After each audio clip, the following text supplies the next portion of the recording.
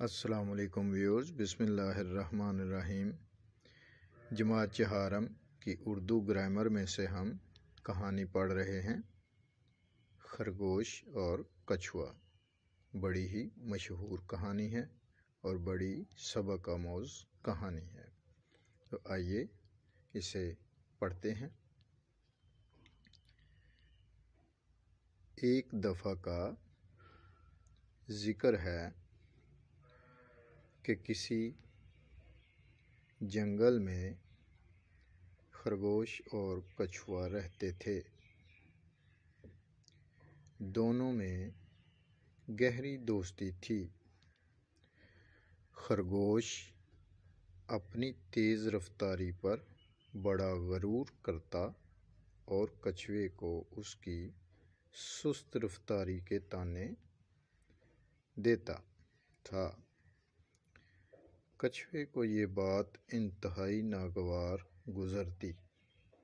آئے دن اسے خرگوش کے طعنوں کا سامنا کرنا پڑتا۔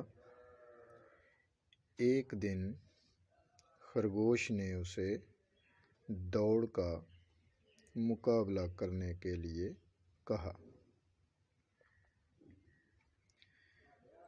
کچھوا تو اس کے طعنے سن سن کر تنگ آ چکا تھا۔ اس نے خرگوش سے کہا کہ ٹھیک ہے، میں تمہارا مقابلہ کروں گا۔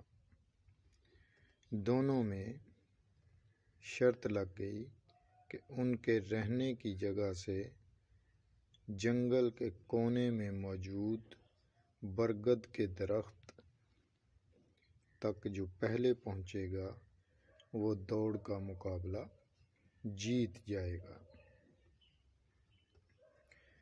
دونوں میں دوڑ شروع ہو گئی۔ خرگوش تو تیز رفتار تھا ہی، جلد ہی بہت سا فاصلہ طے کر گیا۔ اس نے پیچھے مڑ کر دیکھا تو کچھوا نظر نہ آیا۔ اس نے سوچا کہ کچھوا ابھی بہت دور ہے، کیوں نہ کچھ دیر آرام کر لیا جائے۔ یہ سوچ کر وہ گھنے درخت کے سائے میں سو گیا۔ کچھ دیر بعد کچھوا وہاں سے گزرا۔ اس نے خرگوش کو سویا ہوا پایا۔ کچھوے نے اپنا سفر جاری رکھا اور منزل مقصود تک پہنچ گیا۔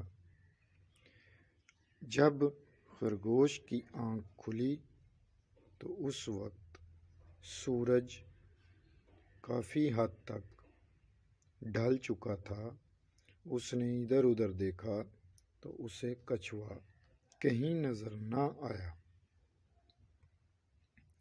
چنانچہ اس نے لمبی لمبی چھلانگیں لگائیں۔ جب وہ برگد کے درخت کے قریب پہنچا تو کچھوے کو وہاں پہلے سے موجود پا کر بہت شرمندہ ہوا۔